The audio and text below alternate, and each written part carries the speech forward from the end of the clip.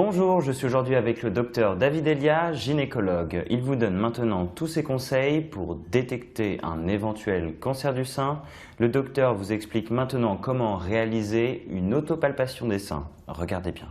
Alors l'autopalpation des seins, c'est quand même intéressant parce que ça permet à une femme de savoir et d'être autonome et de savoir s'il se passe quelque chose de nouveau dans ses seins. Ce que je recommande à ce moment-là à la femme qui me demande comment faire, c'est d'abord de le faire après les règles.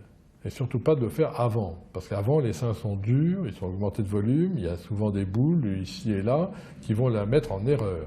Après les règles, les seins sont souvent, le plus souvent, beaucoup plus calmes.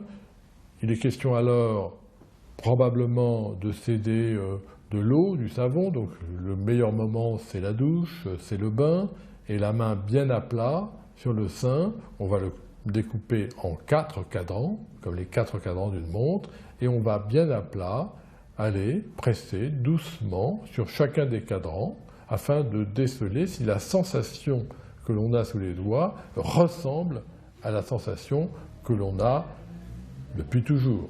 Alors après avoir examiné chaque cadran, les mains bien à plat sur le sein, il ne faudra évidemment pas oublier à la fin de palper le mamelon, parce que dans cette région centrale, il peut y avoir derrière aussi une boule que l'on aurait pu ignorer si on n'était pas allé la chercher. Le gynécologue vous aura enseigné au préalable ce que sont des seins normaux chez vous. Et vous aura dit ça, ce que vous sentez, toutes vos sensations, c'est normal.